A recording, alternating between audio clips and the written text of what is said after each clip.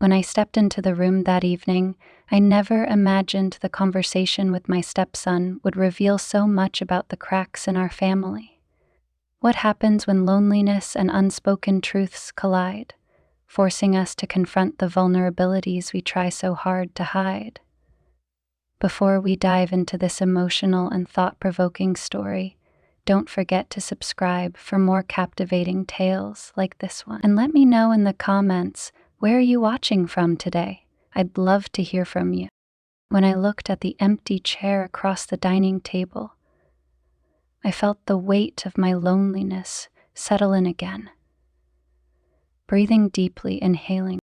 The sound of rain hitting the windows was soothing, almost mocking. Another evening spent in this vast, silent house while Mark was away on yet another business trip. The untouched dinner on his side of the table had gone cold, a habit I couldn't seem to break even though he rarely came home in time to eat with me. My husband wasn't a bad man, he just didn't see me anymore. His life revolved around work, and I had become another piece of furniture in our meticulously decorated home. Ethan was home from college, but even his presence felt distant. He had his headphones on most of the time or retreated to his room with a book. His strange relationship with Mark mirrored the emotional distance between all of us, a house filled with walls we couldn't seem to break down. That night, as I cleared the table, Ethan came downstairs. His tall frame seemed almost too large for the narrow hallway leading to the kitchen. He hesitated in the doorway, a subtle tension in his shoulders. "Need help with that?" he asked, gesturing to the plates. I shook my head. "It's fine, you don't need to." He lingered, leaning against the counter. "Dad called earlier," he said, his tone neutral. "Said he's staying another day in Chicago." I nodded, unsurprised. That's his usual pattern. Ethan didn't reply immediately. Instead, he watched me wash the dishes, his gaze steady but unreadable. "You're okay with that, him being gone so much?" The question caught me off guard. "I'm used to it," I replied, forcing a smile. "It's part of his job." Ethan crossed his arms, a faint frown tugging at his lips. "Being used to something doesn't mean it's okay." I turned off the faucet and faced him, suddenly feeling exposed. "What about you? Are you okay with him being gone so much?" His laugh was dry, almost bitter. "It's not like he's ever been around much. I stopped expecting him to be." The conversation ended as abruptly as it began, leaving a strange weight in the air. That night I lay in bed, staring at the ceiling, Ethan's words replaying in my mind. Being used to something doesn't mean it's okay. The blood ran through my veins and my breaths quickened. The next day, the weather cleared, and the house felt a little less suffocating. Ethan was in the backyard, fixing the garden gate that had been broken for months. I watched him through the window, surprised by how focused he looked, his movements precise and intentional. Curious, I stepped outside, carrying a pitcher of lemonade. "You're handy," I remarked, setting the tray on the nearby patio table. He wiped his hands on his jeans and grinned. "Not really. It just bothers me when things are left broken." His words struck a chord. I sat down, pouring us both a glass. "How are things at school?" Ethan shrugged. "Busy. Finals are coming up." He hesitated before adding, "It's nice to be home, though." "Quieter. Quieter or lonelier?"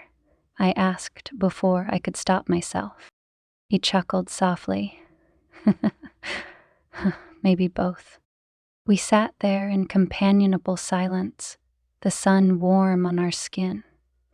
For the first time in a long while, I felt a sense of calm, as though the world had paused just for this moment. Ethan glanced at me, his expression unreadable. "You're different when Dad's not here," he said, his voice quiet, lighter. The comment made my chest tighten, but I didn't deny it. It's easier not to try so hard, I admitted. His gaze lingered on me for a moment before he looked away. You shouldn't have to try so hard, he murmured. The days began to blend together, a quiet rhythm forming in the house with just Ethan and me. We started having dinners together, simple meals that felt more like shared moments than the lonely rituals I was used to. He'd ask about my day, about the hobbies I used to love, and he seemed genuinely interested, a stark contrast to the polite disinterest Mark often showed. One evening after dinner, we ended up on the couch watching an old movie. It was something I'd loved as a teenager, but Mark had always scoffed at its sentimentality. Ethan, however, seemed captivated, laughing in all the right places and even mouthing along to some of the dialogue. "This was your favorite?" he asked during a lull, the flickering light from the TV casting soft shadows across his face. "Both of them," I admitted. "I must have watched it a dozen times as a teenager." He smiled. "It suits you. Optimistic, but with a bite of reality." I laughed softly, surprised at his observation. "You're more perceptive than I gave you credit for." Ethan leaned back, his gaze steady. "I think people just don't expect much from me. It's easier to surprise them that way." The conversation shifted to lighter topics, but his words stayed with me. As the movie ended, I realized how close we were sitting. Our shoulders were almost touching, the space between us shrinking without either of us noticing. A subtle tension hung in the air, like something unsaid was begging to be spoken. I stood abruptly, mumbling something about needing water, and fled to the kitchen. My heart raced as I gripped the counter, trying to calm the strange, unspoken feelings that had crept into the room. Ethan stayed in the living room, but I could feel his lingering presence, his unspoken question hanging in the air. It was 2 days later when the tension finally snapped. I had been in the garden, pruning flowers that had long needed attention. Ethan came outside, his hands in his pockets, watching me work. "You don't have to do all this alone," he said, stepping closer. I looked up at him, shielding my eyes from the sun. "It's good for me, keeps my mind busy." He crouched down beside me, his expression earnest. "You don't have to keep busy all the time, Clara. It's okay to let someone help." I froze at the sound of my name. He rarely used it, and the way it rolled off his tongue felt both familiar and foreign. Before I could respond, he reached out to tuck a stray strand of hair behind my ear, his hand lingering just a second too long.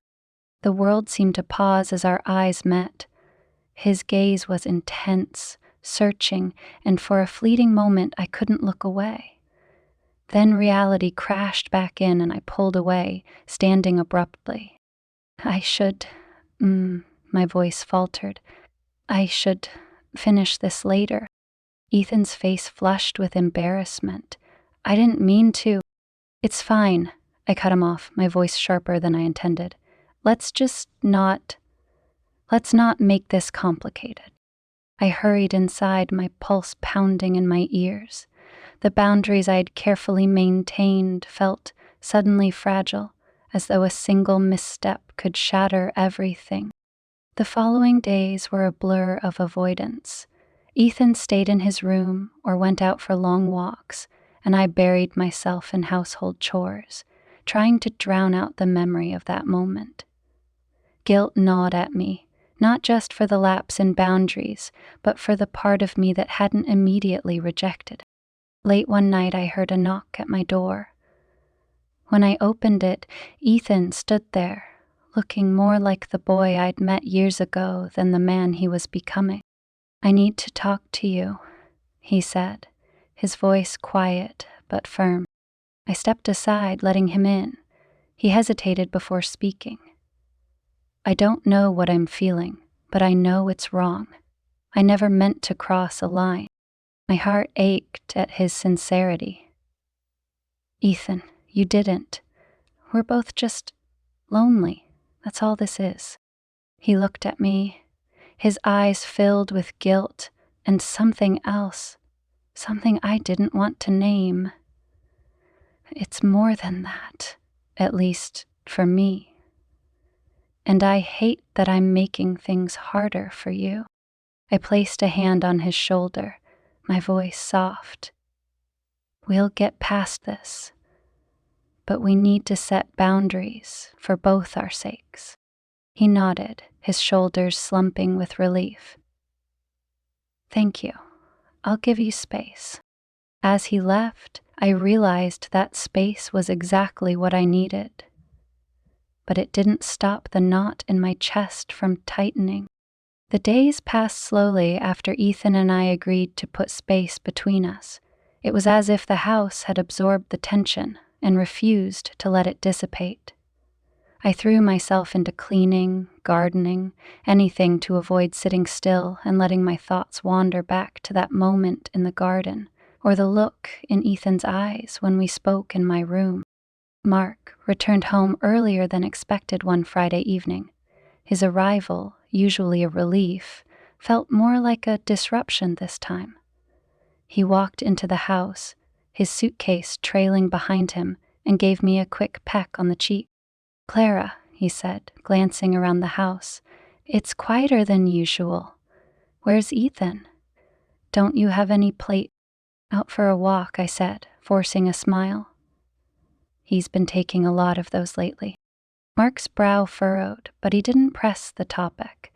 Instead, he went on about his trip, about meetings and deals and the usual hustle of his job.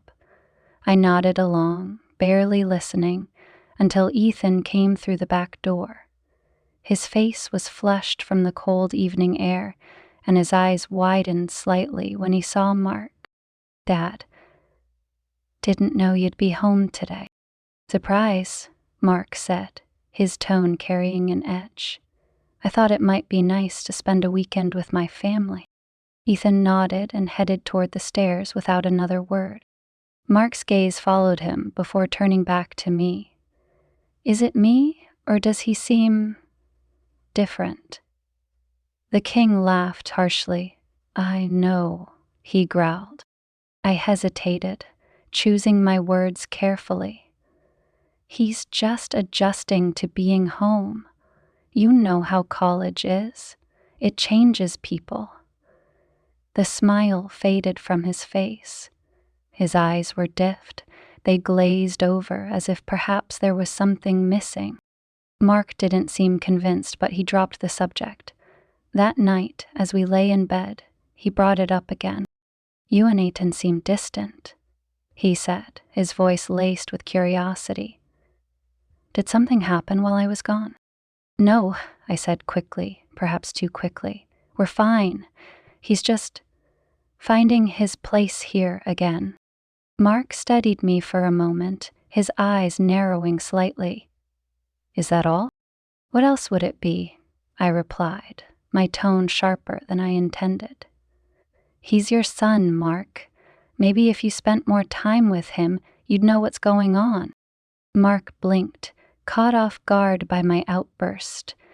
"What's that supposed to mean?" "It means I've been the one holding this family together while you're off at meetings and conferences. Ethan doesn't need a stranger for a father. He needs you." The silence that followed was deafening. Mark turned away, his jaw tight, and for the first time in years, I felt a pang of guilt for speaking the truth. And the next morning, Mark made an effort to bridge the gap with Ethan. I watched from the kitchen window as they tossed a football in the yard, their laughter carrying on the wind. It was a sight I hadn't seen in years, and it warmed something in me that had been cold for far too long. When Ethan came inside later, he seemed lighter, more at ease. "Dad's trying," he said, almost to himself. "It's weird, but I guess it's nice." I smiled. "He cares, Ethan. He just doesn't always know how to show it." Ethan nodded, his gaze lingering on me for a moment before he looked away. Thanks for pushing him. I know that couldn't have been easy. It wasn't, I admitted, but it's worth it for both of you. In the days that followed, the house began to feel less like a battleground and more like a home. Mark and Ethan spent more time together, and while their relationship was far from perfect, it was a start. One evening, as we sat down for dinner, Mark surprised me by reaching for my hand. "I've been thinking," he said, his voice steady, "about what you said, about how I've been absent." And I met his gaze, unsure of what to say. "Mark, let me finish," he interrupted gently. "You were right. I've been so focused on work that I've let my family slip through the cracks. I don't want that anymore." The sincerity in his eyes made my chest ache. "It's not too late to fix things," I said softly. He nodded. "I know, and I want to start with you." She smiled. Ethan glanced between us, a small smile tugging at his lips. For the first time in a long while, I felt hope. The changes weren't immediate, but they were steady. Mark started coming home earlier, taking weekends off, and even planned a family trip to the mountains. Ethan, initially skeptical, began to warm to his father's efforts.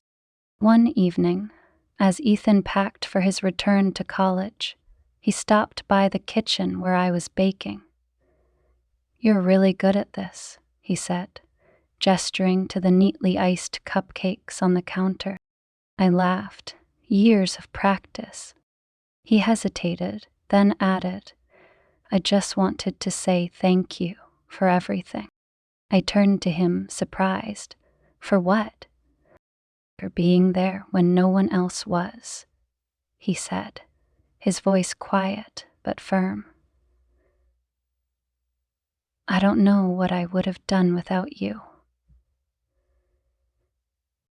His words brought tears to my eyes, but I blinked them away. "You're stronger than you think, Essie. You'll be fine." He nodded, his expression unreadable. "So will you." As he left, I felt a sense of closure that had eluded me for weeks.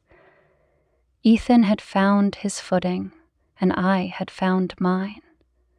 The unspoken tension between us had given way to something more profound, a shared understanding of what it meant to feel seen and valued. The morning Ethan left for college, I stood by the door, watching as he loaded his car. Mark shook his hand, pulling him into a brief but genuine hug.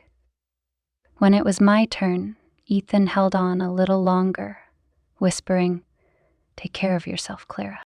"You too," I replied, my voice steady despite the lump in my throat. As he drove away, I stood on the porch, the cool autumn breeze rustling through the trees. Mark joined me, wrapping an arm around my shoulders. "He'll be okay," he said, his voice filled with quiet confidence. "I know," I said, leaning into him. "So will we." The road ahead wasn't perfect, but it was ours to navigate, and for the first time in years, I felt ready to embrace it, flaws and all. The house felt quieter after Ethan left, yet it wasn't the heavy, suffocating silence I had grown accustomed to before. It was a peaceful quiet, like the house itself was catching its breath, adjusting to the newfound sense of harmony Mark and I had started to build. I busied myself with sorting through the remnants of Ethan's stay, a forgotten book left on the coffee table, a jacket draped over the arm of the chair. These small traces of his presence felt comforting, a reminder of how far we had come as a family. Mark came home early that evening, carrying takeout bags and a bottle of wine. "Thought we could do something different," he said, his voice casual but warm. "Dinner without distractions, just us." The gesture caught me off guard, but I smiled and nodded, setting the table while he unpacked the food. We sat down across from each other, the flickering candlelight softening the edges of our expressions. For the first time in years, we talked, really talked, not about work or schedules or the mechanics of our lives, but about us. "I've been thinking a lot about what you said," Mark admitted, swirling the wine in his glass. "About how I've been so caught up in everything else that I stopped paying attention to what matters." I met his gaze, unsure of how to respond. "It hasn't been easy," I said softly, "but I know you mean well. I know you love us." I do," he said firmly, "but I haven't shown it the way I should. That's going to change." As the evening went on, the walls between us began to crumble. It wasn't perfect. We had years of distance to overcome, but it was a start. And for the first time in a long while, I felt hopeful about what we could rebuild together. The weeks that followed brought more changes, subtle but significant. Mark made an effort to be present, not just physically but emotionally. He asked about my day, listened without distraction, and even suggested we take up a hobby together, something we hadn't done since the early days of our marriage. One Saturday afternoon, as we worked side by side in the garden, I found myself laughing at one of his silly jokes, the sound surprising even me. Mark looked at me with a mix of wonder and regret. "I've missed hearing that," he said, his voice tinged with sadness. "Your laugh." I paused, brushing dirt from my hands. "I've missed laughing," I admitted. "It feels good to find it again." He reached for my hand, his touch gentle but firm. "I don't want us to lose this." "Not again." "We won't," I said, squeezing his hand, "but it's going to take work." "I'm ready for that," he replied, his gaze steady, and for the first time, I believed him. Ethan called one evening, his voice bright and full of life. "Classes are good," he said when I asked how school was going. "Busy, but manageable. I might even join a club this semester." "That's great, Ethan," I said, my heart swelling with pride. "You sound happy." "I am," he admitted. "And I wanted to thank you again. For everything. I don't think I ever said it enough." "You don't have to thank me," I replied, my voice thick with emotion. "Just knowing you're doing well is enough." He hesitated for a moment before adding, "I think I'm going to come home for Thanksgiving. It'll be nice to see everyone." "We'd love that," I said, the thought of his return filling me with warmth. "We'll make it special." After we hung up, I sat in the quiet of the living room, reflecting on how far we had come. The tension that once defined our relationships had given way to something softer, something more enduring. It wasn't perfect, but it was real, and that was enough. Thanksgiving came faster than I expected, and the house buzzed with activity as I prepared for Ethan's arrival. Mark offered to help in the kitchen, a gesture that felt strange but welcome. "I'm not much of a cook," he admitted, chopping vegetables with exaggerated care, "but I can follow instructions." We laughed together, the sound filling the room like music. When Ethan finally walked through the door, the three of us embraced, the warmth of the moment dissolving any lingering doubts about our progress as a family. Dinner was lively and full of laughter. Ethan shared stories from school, Mark chimed in with tales from work, and I found myself smiling more than I had in years. For the first time, it felt like we were a unit, a family bound not just by obligation, but by genuine connection. As the evening wound down, Ethan pulled me aside. "I wasn't sure what it would feel like to come home," he admitted, his voice low. "But it feels good. Better than I expected." I smiled, my chest tight with emotion. "It's good to have you here, Ethan. You're always welcome. He nodded, his expression thoughtful. I know, and I think that's what makes it so easy to come back. After he left, I stood by the window, watching as his taillights disappeared into the night. Mark joined me, wrapping an arm around my shoulders. He's a good kid, he said softly. He is, I agreed, leaning into him, and I think we're finally on the right track. Mark kissed my temple, his warmth grounding me. We are. And we're going to keep moving forward. Felix's fingers stroked across the bottle's screen, and I exhaled. The road ahead wouldn't be without challenges, but I felt ready to face them. Together, we had weathered the storm and found our way back to each other. And for that, I was deeply, profoundly grateful. The weeks following Thanksgiving were a whirlwind of activity, yet the lingering warmth of our time together as a family stayed with me. For the first time in years, I felt like I had rediscovered my footing, not just as a wife or a stepmother, but as a person, with a life worth living and relationships worth nurturing. Mark had taken to joining me on my morning walks, a simple gesture that meant more to me than I could articulate. One chilly December morning, we strolled through the park, our breaths forming small clouds in the crisp air. He reached for my hand, his fingers warm despite the cold. You seem lighter, he said, breaking the comfortable silence. Happier? I glanced at him, surprised by his observation. I guess I am, I admitted.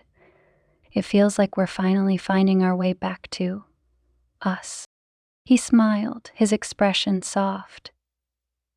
I didn't realize how far I'd let us drift until I almost lost you. I don't want to make that mistake again. Yes. His words caught me off guard, but I appreciated his sincerity. We've both made mistakes, Mark. But we're still here. That's what matters. The conversation felt like another step forward, a small but meaningful victory in the journey of rebuilding what we had almost lost. It wasn't perfect, but it was progress, and that was enough. As Christmas approached, the house was filled with the familiar chaos of decorating, gift wrapping, and planning for Ethan's return. He had texted me days earlier, saying he would be home for the holidays, and I couldn't help but feel a rush of excitement at the thought of seeing him again. When he walked through the door, his smile was wide, his arms laden with gifts he had clearly put thought into. "Merry Christmas!" he exclaimed, his voice carrying the kind of cheer that had been missing from our holidays for too long. Counting up, I clasped my hand over his fingers to wake him first. Mark greeted him with a firm handshake and a pat on the back, their interactions now carrying a newfound ease. Ethan pulled me into a hug, his embrace warm and reassuring. "It's good to be home," he said, his voice soft. "It's good to have you here," I replied, feeling the weight of those words. The holidays were everything I had hoped for. Laughter around the dinner table, stories shared by the fire, and a sense of connection that had felt elusive for so long. Ethan and Mark spent hours talking, their conversations ranging from sports to life advice, and I marveled at how much their relationship had evolved. One evening, as we sat together in the glow of the Christmas tree, Ethan turned to me, his expression thoughtful. "You've changed, Clara," he said, his tone gentle. "You seem happier, more at peace." I smiled, my chest tightening with emotion. "I think we all have," I said. "And I think it's because we've started to see each other again. Really see each other." Ethan nodded, his gaze steady. "It makes a difference," I never realized how much I needed this until now. As the year came to a close, I found myself reflecting on everything we had been through, the tensions, the missteps, the moments of clarity. They had all brought us to this point. It wasn't a perfect journey, but it was ours, and I was proud of how far we had come. Mark and I rang in the new year quietly, a glass of champagne in hand as the clock struck midnight. He pulled me close, his lips brushing against my temple. "Here's to us," he said, his voice filled with quiet determination. "To everything we've rebuilt." "To us?" I echoed, feeling a sense of hope for the future. Ethan returned to college with a renewed sense of purpose, calling regularly to update us on his life. He talked about joining new clubs, exploring opportunities, and even hinted at a summer internship. His confidence was growing, and I couldn't have been prouder. The story of our family wasn't one of perfection, but of resilience.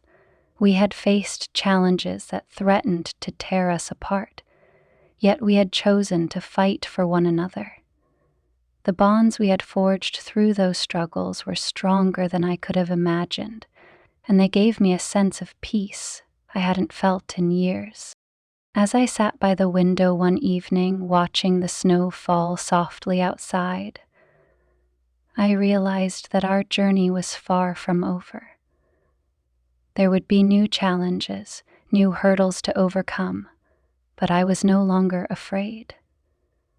Together, we had proven that we could weather the storms, and that made all the difference. Mark came up behind me, wrapping his arms around my shoulders. "Penny for your thoughts?" he asked, his voice warm. I leaned into him, smiling, just thinking about how far we've come, how much we've grown. He kissed the top of my head, his embrace grounding me. "And how much more we'll grow," he said, "together." As the snow continued to fall, blanketing the world in quiet beauty, I felt a sense of contentment I hadn't known in years. The road ahead was uncertain, but I was ready to face it, with Mark, with Ethan, and with the unshakable belief that love and resilience could carry us through anything. Life resumed its rhythm after the holidays, though it felt noticeably different. The changes we had worked so hard to make were beginning to take root, shaping our family into something stronger, more unified. It wasn't perfect, life rarely is, but it was honest. And honesty, I had learned, was what we had been missing all along. Mark started taking more time off from work, something that seemed impossible just months earlier. He prioritized dinners at home, joined me on my weekend errands, and even took an interest in the hobbies I had started to rediscover. The man who had once been a shadow in our home was now an active part of it, his presence steady and comforting. Ethan, too, was flourishing. His phone calls from college were filled with excitement about his classes and the projects he was working on. He told us about a creative writing club he had joined, something he had hesitated to do before, and how he was considering a summer study abroad program. The confidence in his voice was a stark contrast to the reserved, uncertain young man who had come home just months earlier. One Saturday, Mark and I decided to tackle the attic, something we had put off for years. It was filled with boxes from our early days together, remnants of a time when life seemed simpler and more carefree. As we sifted through the dusty stacks, we found old photo albums, forgotten keepsakes, and even a few mementos from our honeymoon. Mark held up a framed photo of us on the beach, the sun setting behind us. "Look at this," he said, a smile tugging at his lips. "We look so young." I laughed, taking the photo from him. We were young, and maybe a little naive, but happy he added, his tone soft. We were happy. I glanced at him, feeling a pang of nostalgia. We still can be. It's not too late. He reached for my hand, his grip firm and reassuring. No, it's not. And I'm going to make sure of it. Spring break arrived, and with it Ethan's return. He walked through the door carrying a duffel bag and a stack of books, his smile bright and full of life. Hey, he said, pulling me into a hug. Miss me? Always, I replied, holding him tightly. It's good to have you home. Mark greeted him with a clap on the back and a laugh. You look taller, he joked, though Ethan rolled his eyes. I'm pretty sure I stopped growing years ago, Ethan said, setting his bags down. But thanks, Dad. The three of us spent the week together, falling into an easy routine. We cooked meals as a family, went for walks in the park, and even started a puzzle that sprawled across the dining table. It was a quiet, simple kind of joy, the kind I had almost forgotten was possible. One evening, as Ethan and I sat on the porch, watching the sun dip below the horizon, he turned to me with a thoughtful expression. You seem different, he said, his voice steady. Happier. Lighter. I smiled, the comment warming me. I think we all are. It feels like we've finally started to figure things out. He nodded, leaning back in his chair. It's nice.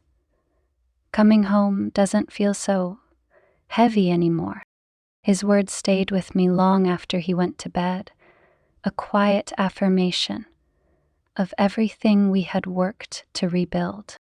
As summer approached, Ethan began making plans for his study abroad program, an opportunity he had once been too timid to consider.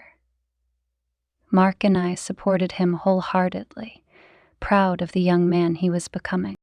The night before he left, we had a small family dinner, just the three of us. The atmosphere was warm, filled with laughter and shared memories. As we cleared the table, Ethan hesitated, looking between Mark and me. I just wanted to say thank you, he said, his voice quiet but sincere. For everything. I wouldn't be where I am now without you. Ah, Mark smiled, his hand resting on Ethan's shoulder. You've always had it in you, son. We're just glad to see you thriving. Ethan turned to me, his eyes filled with gratitude. And you, Clara. I don't think I ever told you how much you mean to me. You've been there for me in ways I can't even explain. Tears welled in my eyes, but I blinked them away, pulling him into a hug. You mean the world to me, Ethan. You always have, and you always will. The day Ethan left for his study abroad program, Mark and I stood on the porch, watching his car disappear down the road. The silence that followed wasn't heavy or oppressive. It was peaceful, a reminder of how far we had come. Mark slipped his arm around my shoulders, his warmth grounding me. You did good, Clara, he said softly. We did good. I nodded, leaning into him. We still have a long way to go, but I think we're finally on the right track. The road ahead was uncertain, as life always is, but I felt ready to face it. We had weathered storms, made mistakes, and found our way back to each other, and in doing so, we had discovered something stronger than perfection. Resilience, love, and the unshakable bond of family. As the sun set behind the hills, casting a golden glow over the house, I felt a quiet contentment settle in my heart. We weren't just surviving anymore. We were living together. And for the first time in a long time, I knew we could face whatever came next. The morning of Ethan's departure for his study abroad program dawned earlier than I'd expected.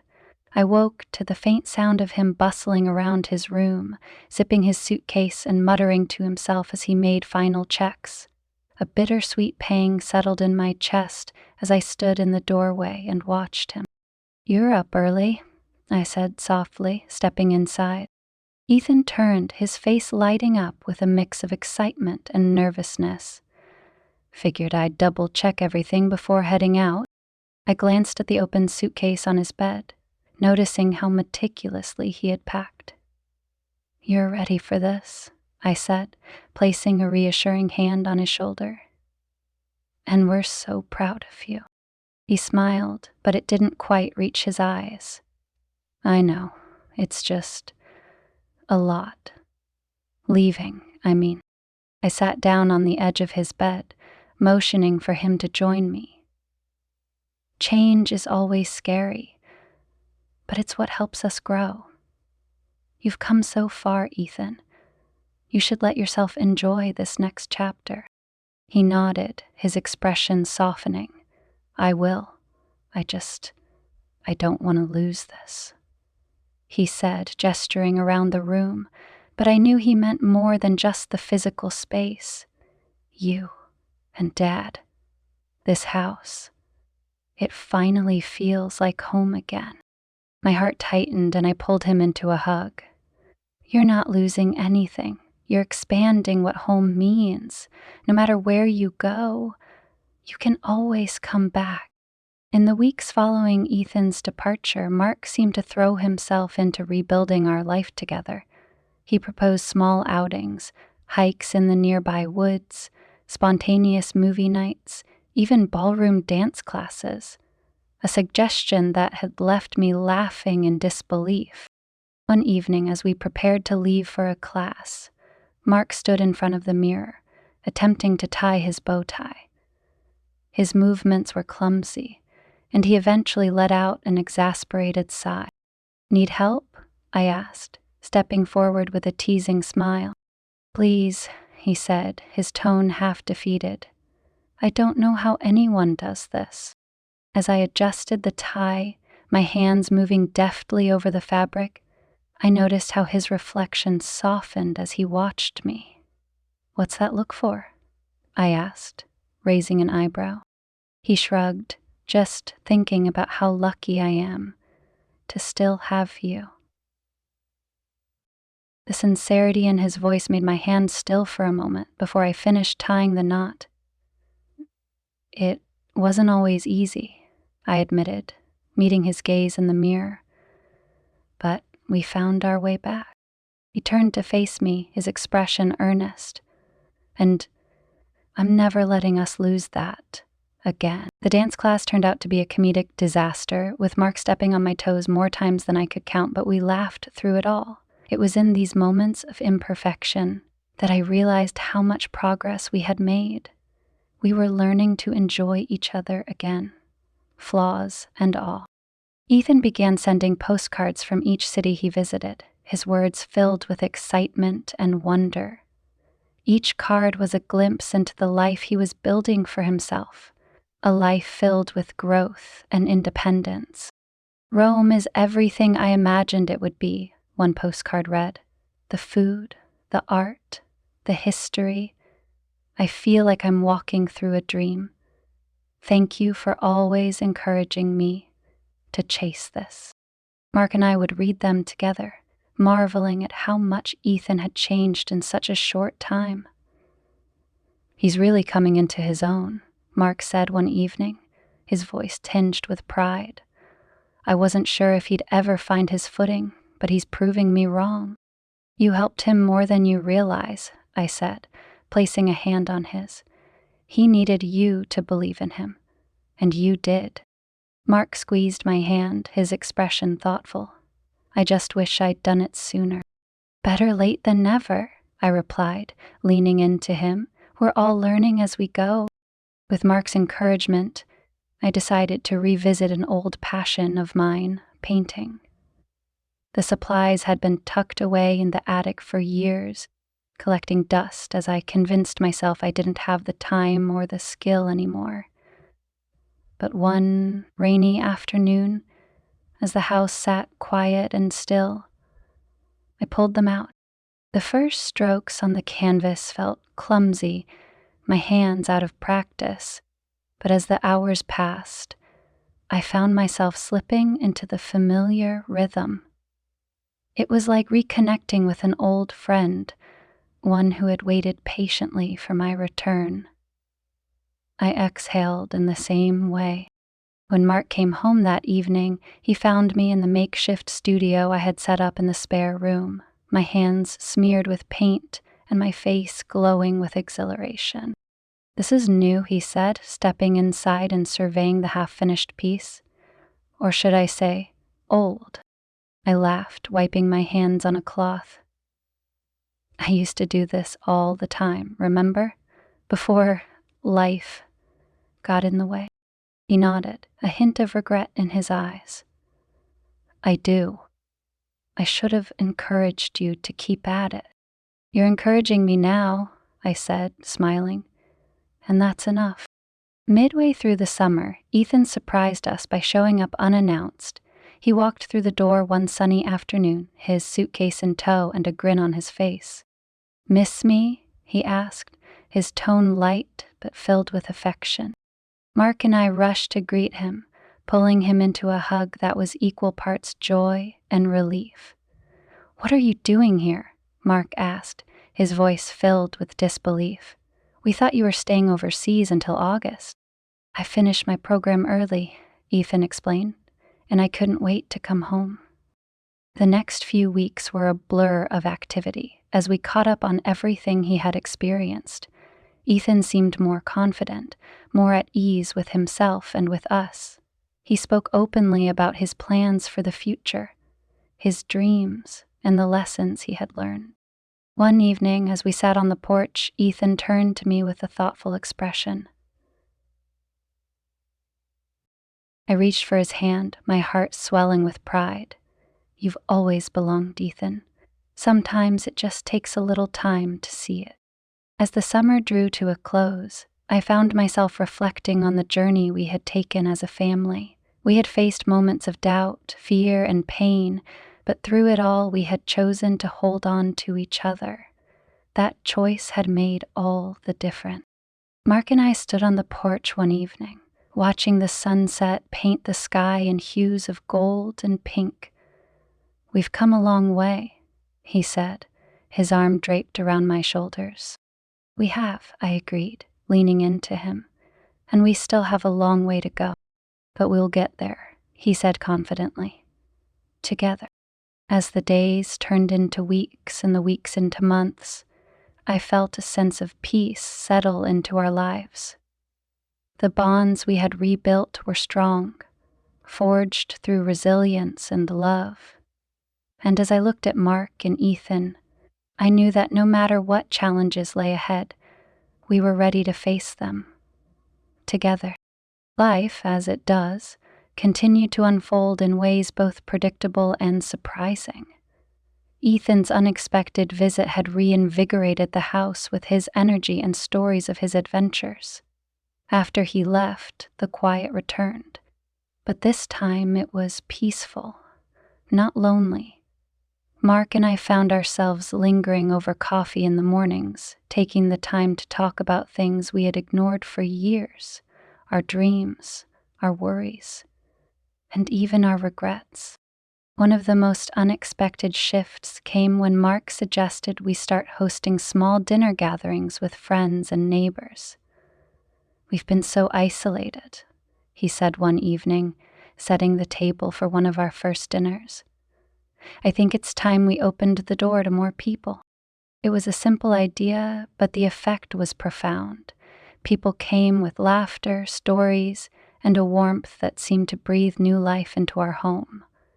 I found myself reconnecting with old friends, forming bonds that reminded me how much joy community could bring. During one of these evenings, a friend asked about my paintings, and Mark proudly took them upstairs to see my studio. The compliments and encouragement I received pushed me to explore the possibility of sharing my work more broadly. "Have you thought about entering a local art show?" a friend asked, their genuine interest igniting a spark in me. Mark chimed in before I could respond. "She's been doing amazing work. I think it's a great idea." The thought both excited and terrified me, but I decided to give it a try. One of the most unexpected shifts came when Mark suggested we start hosting small dinner gatherings with friends and neighbors. "We've been so isolated," he said one evening, setting the table for one of our first dinners. "I think it's time we open the door to more people." It was a simple idea, but the effect was profound. People came with laughter, stories, and a warmth that seemed to breathe new life into our home. I found myself reconnecting with old friends, forming bonds that reminded me how much joy community could bring. During one of these evenings, a friend asked about my paintings, and Mark proudly took them upstairs to see my studio. The compliments and encouragement I received pushed me to explore the possibility of sharing my work more broadly. "Have you thought about entering a local art show?" a friend asked, their genuine interest igniting a spark in me. Mark chimed in before I could respond. "She's been doing amazing work. I think it's a great idea." The thought both excited and terrified me, but I decided to give it a try. Ethan's growth continued to astound us. He secured an internship at a nonprofit organization focused on education reform, a cause he was deeply passionate about. His phone calls became a highlight of my week, each one filled with excitement and plans for the future. "Do you think you and Dad could visit next month?" he asked during one of our calls. "I'd love to show you around the city." Mark didn't hesitate to agree. "We'll be there," he said, already looking up flights. The trip was a whirlwind of activity. Ethan showed us his favorite coffee shops, the park where he liked to read, and the office where he worked.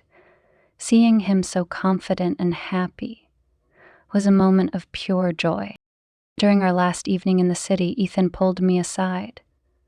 "I've been thinking about what you said," he began, his tone serious, "about home not being a place, but a feeling.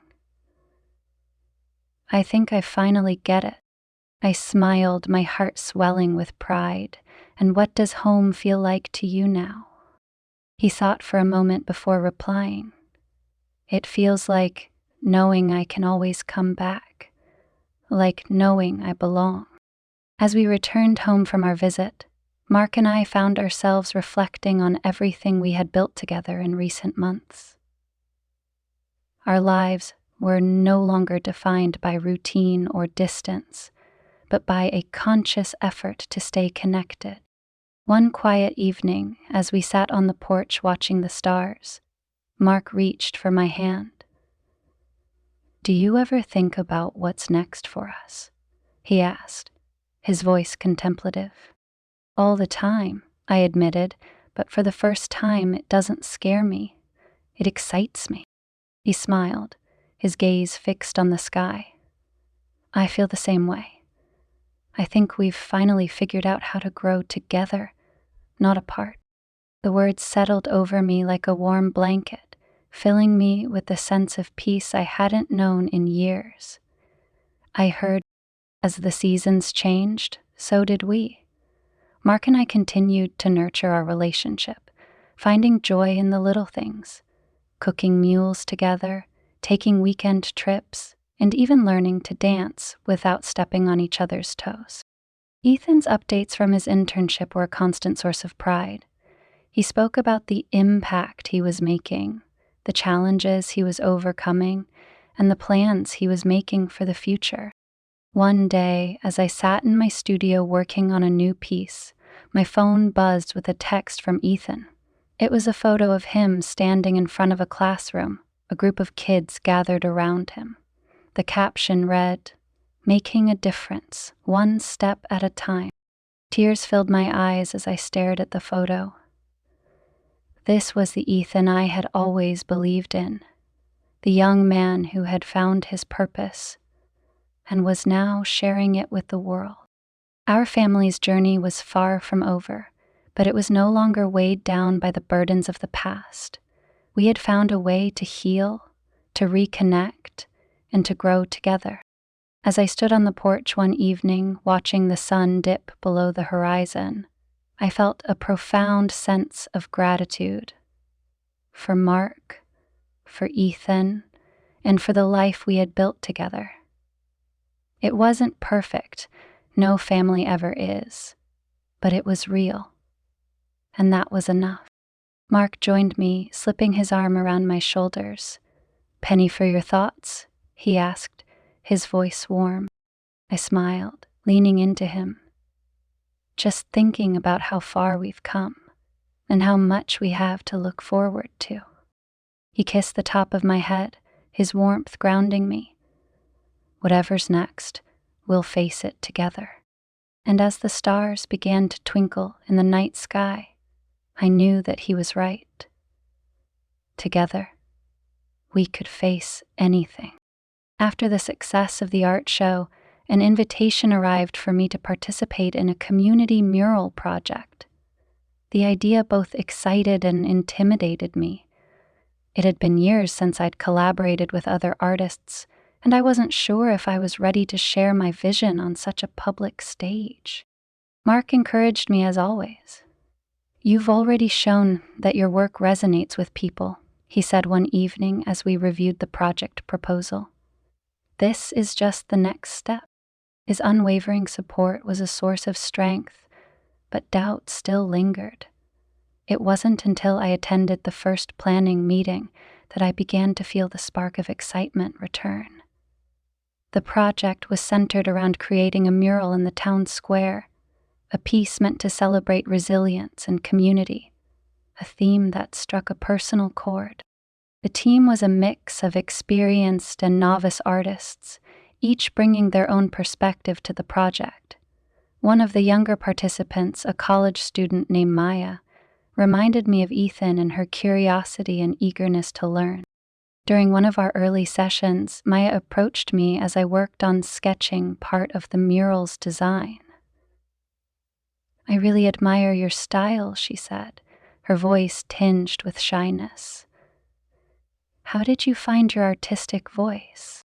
The question caught me off guard. "Honestly, I think I'm still finding it," I replied, smiling. "But I've learned that it's less about perfection and more about authenticity. Create what feels true to you." Her expression brightened and she nodded enthusiastically. "That makes sense. Thanks for sharing that." Working on the mural became a therapeutic outlet, each stroke of the brush a reminder of the progress I had made, not just as an artist, but as a person. The project also brought Mark and me closer, as he often stopped by to check on my progress, bringing coffee and offering words of encouragement. One sunny afternoon, as I worked on the mural's finishing touches, I heard a familiar voice behind me. "Looks like someone's been busy. Looks like someone's been busy." I turned, surprised to see Ethan standing there, a grin on his face. "What are you doing here?" I asked, setting down my brush. "I had some time off and thought I'd surprise you," he said, pulling me into a hug. "Dad told me about the mural. I had to come see it for myself." I led him to the wall, explaining the concept and pointing out the sections I had worked on. His admiration was evident as he traced the design with his eyes. "This is incredible, Mom," he said, his voice filled with pride. "I had no idea you could do something like this." Hearing him call me Mom was a rare and cherished moment, one that brought tears to my eyes. "Thank you, Ethan," I said, my voice thick with emotion. "That means a lot." We spent the afternoon catching up, his stories of his internship and his plans for the future filling me with pride.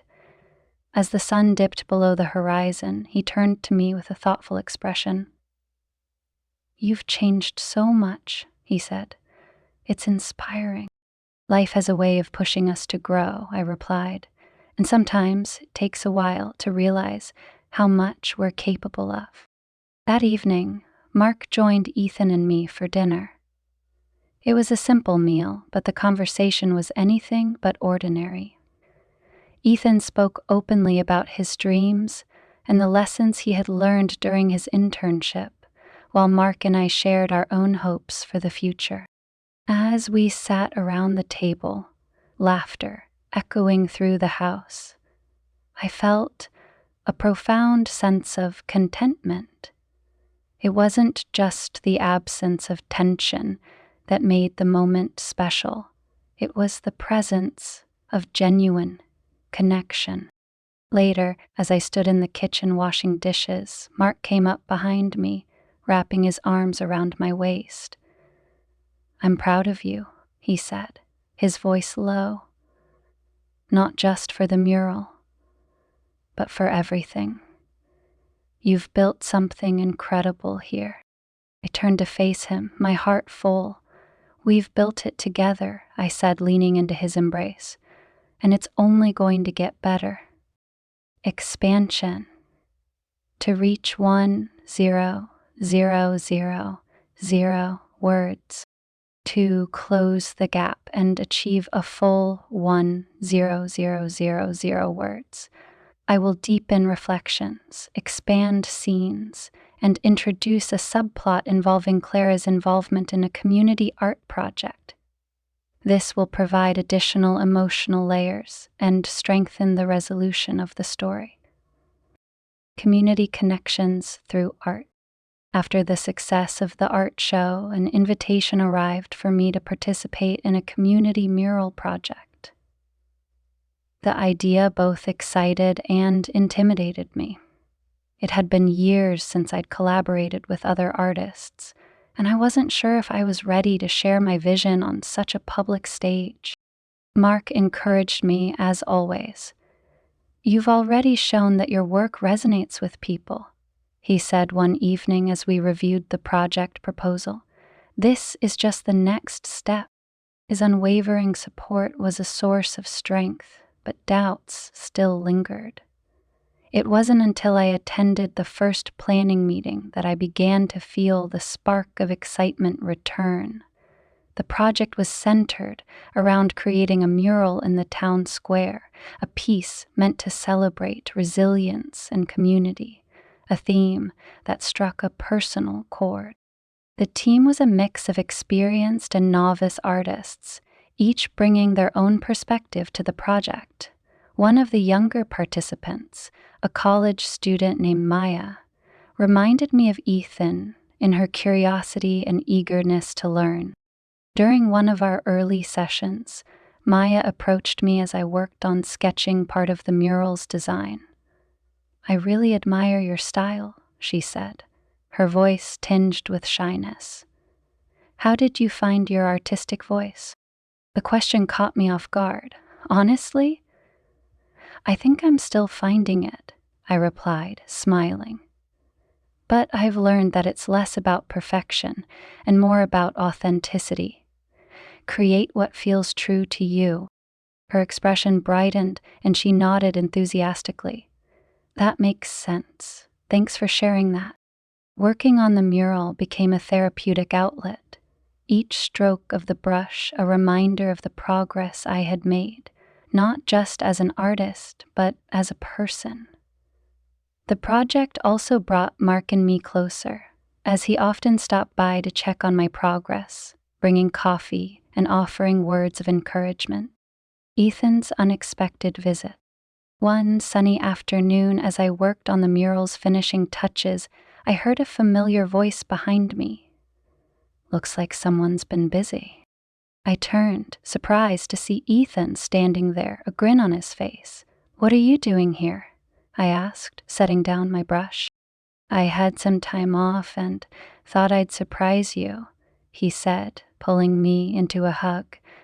"Dad told me about the mural. I had to come see it for myself." I led him to the wall, explaining the concept and pointing out the sections I had worked on. His admiration was evident, as he traced the design with his eyes. "This is incredible, Mom," he said, his voice filled with pride. "I had no idea you could do something like this." Hearing him call me Mom was a rare and cherished moment, one that brought tears to my eyes. "Thank you, Ethan," I said, my voice thick with emotion. "That means a lot." We spent the afternoon catching up, his stories of his internship and his plans for the future filling me with pride.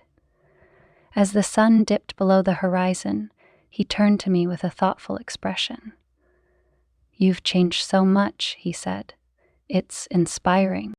"Life has a way of pushing us to grow," I replied, "and sometimes it takes a while to realize how much we're capable of." A moment of reflection. That evening, Mark joined Ethan and me for dinner. It was a simple meal, but the conversation was anything but ordinary. Ethan spoke openly about his dreams and the lessons he had learned during his internship, while Mark and I shared our own hopes for the future. As we sat around the table, laughter echoing through the house, I felt a profound sense of contentment.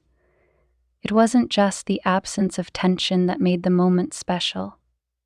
It was the presence of genuine connection. Later, as I stood in the kitchen washing dishes, Mark came up behind me, wrapping his arms around my waist. "I'm proud of you," he said, his voice low. "Not just for the mural, but for everything. You've built something incredible here." I turned to face him, my heart full. "We've built it together," I said, leaning into his embrace, "and it's only going to get better." The day of the mural's unveiling arrived with a sense of anticipation. The town square was buzzing with activity as people gathered to celebrate the project's completion. Maya and the other artists stood with me, their excitement palpable. When the mural was revealed, the crowd's reaction was overwhelming. People clapped, cheered, and took photos, their appreciation evident in their smiles. Mark and Ethan were front and center, their pride shining brightly. As I looked at the mural, a vibrant tapestry of colors and shapes that told a story of resilience, I felt an overwhelming sense of accomplishment. This wasn't just a piece of art. It was a reflection of the journey I had taken, the growth I had experienced, and the connections I had forged. Shortly after the unveiling, Ethan received news that he had been accepted into a prestigious graduate program. The opportunity was a testament to his hard work and determination, and we couldn't have been prouder. "I wouldn't be here without you," he said one evening as we celebrated. "Both of you. You believed in me when I didn't believe in myself." Mark placed a hand on Ethan's shoulder, his expression filled with pride. "You did the hard work, son. We just gave you a nudge." Ethan smiled, his eyes shining with gratitude. "Well, that nudge made all the difference. As the seasons continued to change, so did we. Mark and I found joy in the little things. Shared mornings over coffee, spontaneous trips to the countryside, and evenings spent dreaming about the future. Ethan thrived in his graduate program, his confidence and passion growing with each passing day. One evening, as I sat on the porch watching the stars, Mark joined me, slipping his arm around my shoulders. "Do you ever think about how far we've come?" he asked, his voice contemplative. "All the time," I replied, leaning into him. "And it amazes me every day." He kissed the top of my head, his warmth grounding me. "I think we've finally figured it out. What it means to be a family." As the stars twinkled above us, I knew he was right. We had faced challenges, made mistakes, and weathered storms, but through it all we had chosen to hold on to each other. And that choice had made all the difference. Together we had built something beautiful, something resilient, and no matter what the future held, I knew we were ready to face it, hand in hand. The morning sun filtered through the curtains, casting a golden glow over the room. I stood in the kitchen, stirring a pot of coffee, the aroma filling the air. Today felt different, not for any particular reason, but because of the calm that had settled over our lives, the kind of calm that comes only after weathering a storm. Mark walked in, his hair slightly disheveled, a content smile on his face. He wrapped his arms around my waist, pressing a kiss to my temple. "Good morning," he said, his voice still thick with sleep. "Good morning," I replied, leaning into his warmth. "Coffee will be ready in a minute." We sat at the table together, savoring the quiet of the morning. It had become a ritual for us, these unhurried starts to the day.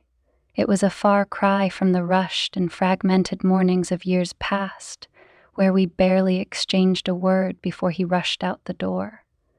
Now, we took our time, talking about everything and nothing, finding joy in the simple act of being together. "I was thinking," Mark said, setting down his mug, "about taking a trip, just the two of us. Maybe somewhere warm, with a beach." I raised an eyebrow, surprised by the suggestion. "You, relaxing on a beach? That's new." He chuckled, a sound that always made my heart feel lighter. "I think it's about time we did something like that. We've earned it." The idea of a getaway sounded perfect, a chance to step away from the routines we'd rebuilt, to celebrate the life we had rekindled. "I think I'd like that," I said, reaching across the table to take his hand. Later that afternoon, we drove Ethan to the airport. His graduate program was starting soon, and though I was thrilled for him, the thought of saying goodbye tugged at my heart. He had become such a fixture in our lives, his energy and optimism filling the spaces that had once felt so empty. As we stood by the gate, waiting for the final boarding call, Ethan turned to us, his expression a mix of excitement and apprehension. "I'm going to miss you guys," he said, his voice quiet. Mark pulled him into a hug, his hand firm on Ethan's shoulder. "We're proud of you, son. You're going to do great things." Uncertainty threatened through Ethan's mind. "I might not make it." Ethan smiled, his confidence bolstered by Mark's words. Then he turned to me, his eyes soft. "And you, Mom, thank you. For everything. For believing in me, even when I didn't believe in myself." Tears pricked at my eyes as I embraced him. "You've made me so proud, Ethan. Don't forget that. And don't forget that we're always here for you." The announcement came over the loudspeaker, signaling it was time for him to board. He gave us one last wave before disappearing down the terminal, leaving behind a silence that felt heavy and light all at once.